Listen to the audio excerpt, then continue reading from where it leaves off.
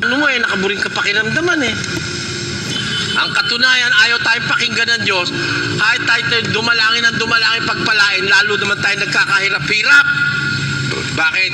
Hindi kasi tayo tinuruan ni Cardinal Sin nung aral na nasa Biblia kung paano tayo pakikinggan ng Diyos. Hindi kasi pakikinggan ng Diyos yung dila ng taong masama. Nanggagaling sa masamang puso ang pagtawag sa Diyos. Isang pusong mayroong nakatanim na galit, isang pusong may daya na iniisip sa kapwa, isang pusong mayroong mapait na paninibugho, isang pusong mayroong nakatanim na galit, isang pusong mayroong inggit sa kapwa, isang pusong may lihim na binakapwa. Tapos mananalangin ka sa pamamagitan ng sa puso at nung mas nalaring kasamaan, nako hindi po pakikinggan ng Diyos. Alam nyo, kaya hindi naririnig ng Diyos. Pakinggan nyo sa Panaghoy. Basa.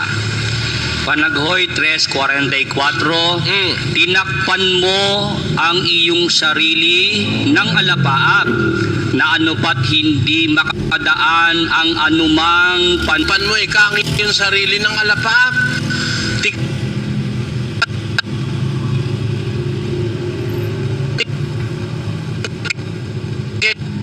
Ang sarili kang lula lang ingalangin. Ipan Diyos ng kalataong masama.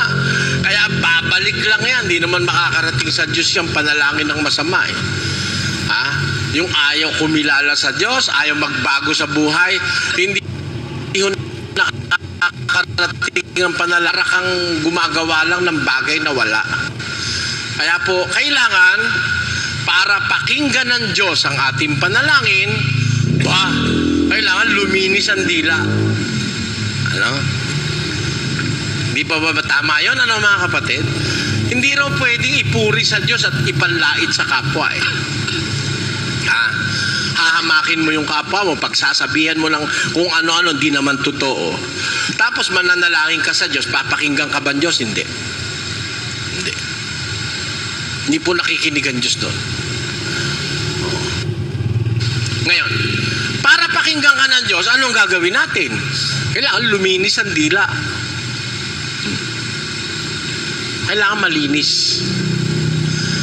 At para luminis ang dila, may paraan ng Diyos. Pakinggan nyo Sa isang talata ng Mateo 12, ganito ating mababasa. 33, O pabutihin ninyo ang punong kahoy at mabuti ang bunga niyaon. O pasamain ninyo ang punong kahoy at masama ang bunga niyaon. Tama naman yun Meron bang tututol doon na agriculturist? Pwede ba? Pasabain mo ang punong kahoy. Masama ang bunga. Ino ang punong kahoy.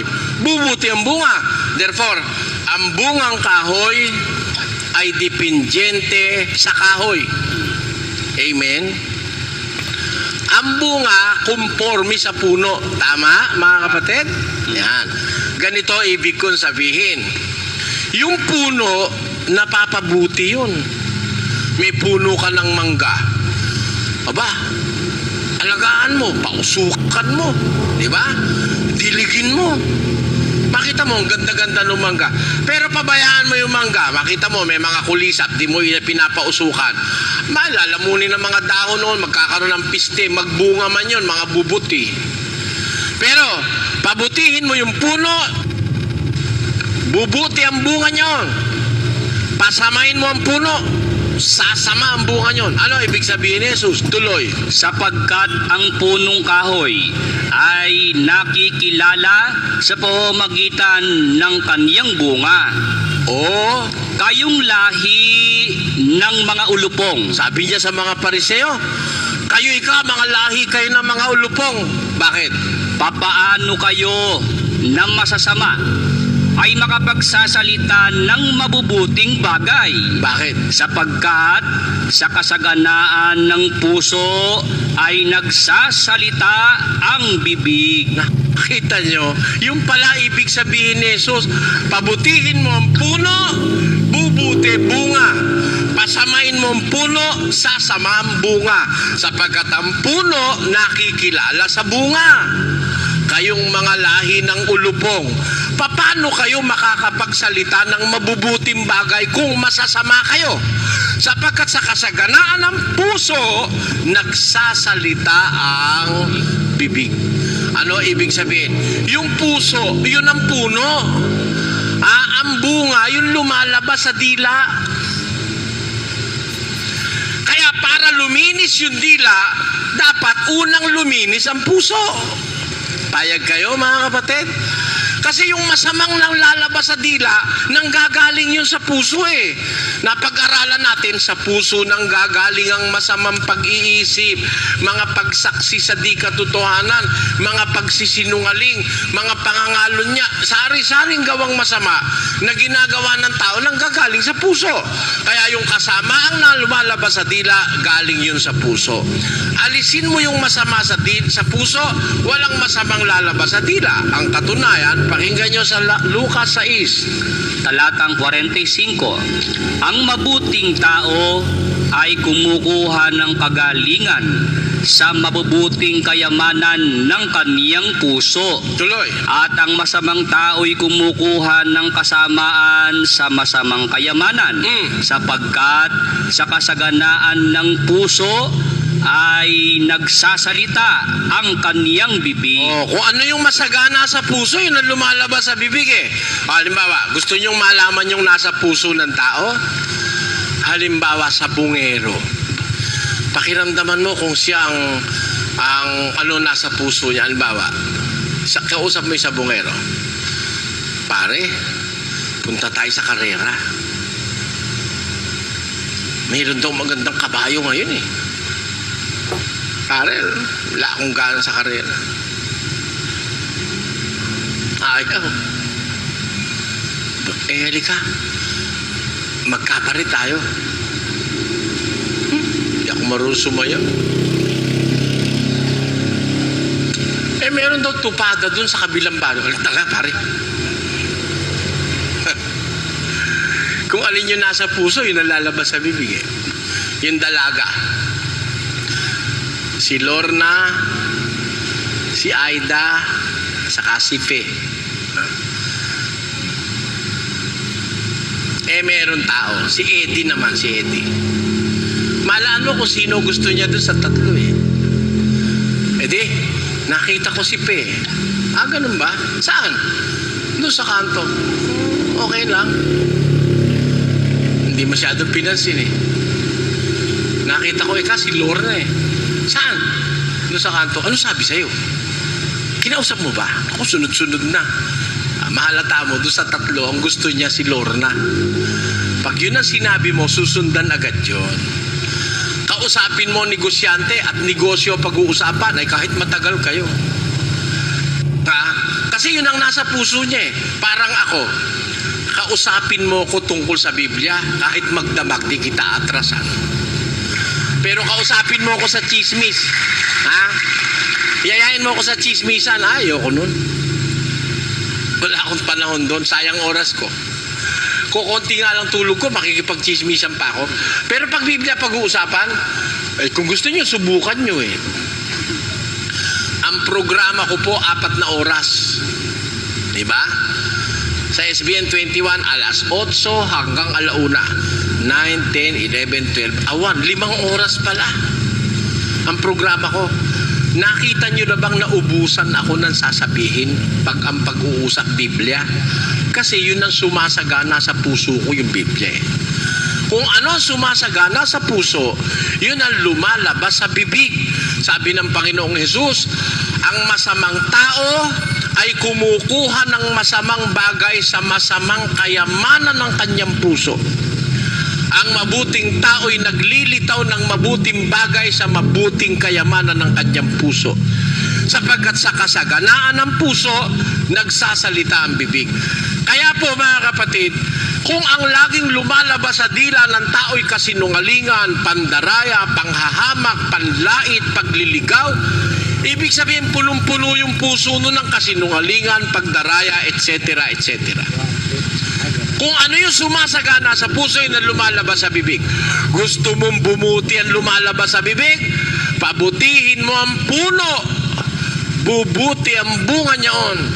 Pasamain mo ang puno, sasama ang bunga niyaon. Sapagkat ang puno ay nakikilala sa kanyang bunga. Ang sabi ng Diyos. Ano ibig sabihin nun? Ang paniwala ng Katoliko like father, like son. Sa Katoliko ang kahulugan nun, pag masama ang puno, masama ang bunga. Ang ibig sabihin, pag masama raw yung magulang, masama rin ang anak. Tanga, bobo, gago. Alam niyo kung ba't ko sinasabing gago may turo niyan? Hindi totoo yan. Masama si Abel o si Adan. Di ba masama si Adan, lumabag sa Diyos? Pero nang mga anak siya, si Abel mabuti. O di palpak yung paniniwalang Katoliko na pag masama ang magulang, masama rin ang anak. Hindi po. Mayroong masamang magulang nagkakaanak ng mabuti. Tama? Mayroong mabuting magulang nagkakaanak ng masama. Tama o hindi? Kaya hindi ang kahulugan nun, pag mabuti ang puno, mabuti ang bunga, hindi yun ang tao. Yun ay puso. Ang puso, ang puno, ang bunga yung ginagawa. Yung sinasabi ng dila, yung ginagawa ng kamay, yung inilalakad ng paa. Yun ang bunga ng puso. Kaya ang puso, yun ang puno. Pabutihin mo kayong puno, bubuti ang bunga. Pasamain mo ang puno, sasama. So, nagsasalita ang bibig. Yan po ang tunay na kahulugan niyan sa aral ng ating Panginoon Kristo. Kaya para tayo, pakinggan ng Diyos sa panalangin. Pabutihin natin ang puso. Bubuti pati dila. Pag bumuti na ang puso, bubuti na pati dila. Hindi naman loloko, hindi naman sisinungaling, hindi na magdadaya. Magsasabi na yan ng totoo kahit masakit pa. Sasabihin yan basta totoo kahit masaktan ka at matuwa ka, totoo at sasabihin niya dahil yun ang nasa puso niya.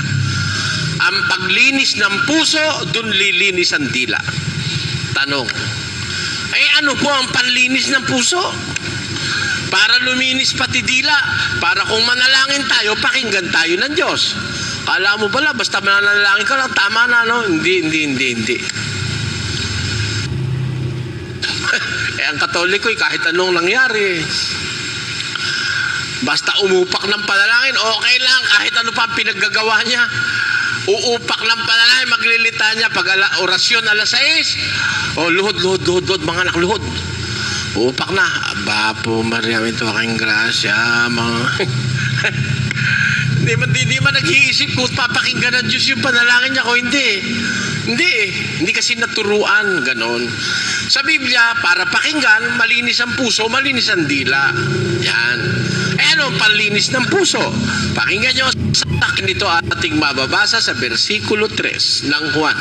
Kayo'y malilinis na sa pamamagitan ng salita na sa inyo'y aking sinalita. Ang panlinis pala yung salita ng Diyos Kayo'y malilinis na, sabi ng Panginoong Jesus, sa pamamagitan ng mga salitang sa inyo'y aking sinasalita.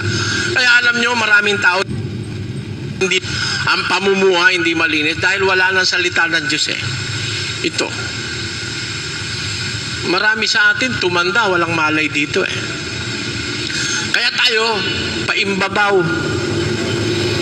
Paglinggo, banal. Paglunes, sabungero, lasenggo, babaero, lalakero, kantuboy, drug addict. San linggo, puro katarantaduhan. Pagdating ng mahal na araw, naku, mabanal. Nakasuot pa ng suot ni Kristo at nagpapapalo pa Itang uso keti Pampangang magdarami, magdarami yapin. Yung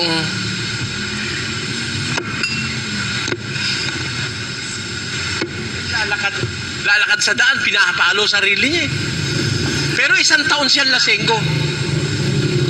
Isang taon lasenggo siya. Pagdating na mahal na araw, yung Semana Santa, papahirapan sarili niya. Talaga nagdudugo.